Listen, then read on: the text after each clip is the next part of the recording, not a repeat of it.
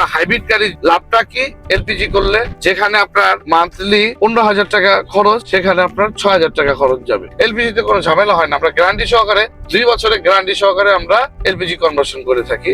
আসসালামু আলাইকুম, আমি পাটোয়ারি মোটরস থেকে আরিফ। এই গাড়িটা যেটাতে আছি হাইব্রিড গাড়ি স্কয়ার।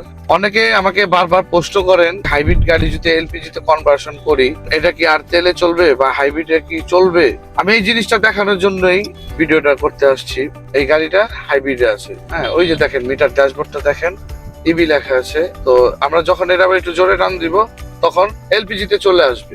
আমরা এটা আবার তেলে চালায় দেখাবো এক চান্স, একটু তেলে দেখান। আমি যদি কাছে থেকে ফোনটা দিয়ে দেখাই, মিটারটা ওই পাশে পড়ছে ডান পাশে, এখন এলপিজি আছে। এই যে আমরা তেলে দিলাম, ও যে অরেঞ্জ বাতি জ্বলছে, হ্যাঁ এখন এটা তেলে আছে, রাইট। আমরা আবার এটারে চাইলে এখন এলপিজি তে নিয়ে যাব।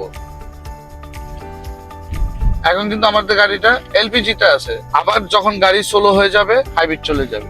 এখন গাড়ি হাইব্রিডে আছে, এখানে কিন্তু আমাদের কোনো হাতের আর কারসাজি নাই। তো গাড়ি তেলে, হাইব্রিডে এবং এলপিজি তে সেম পারফরমেন্স পাবেন। যারা চিন্তা ভাবনা করছেন, ভাবতেছেন, থিঙ্কিং এ আছেন, বাদ দেন আপনার চিন্তা ভাবনা।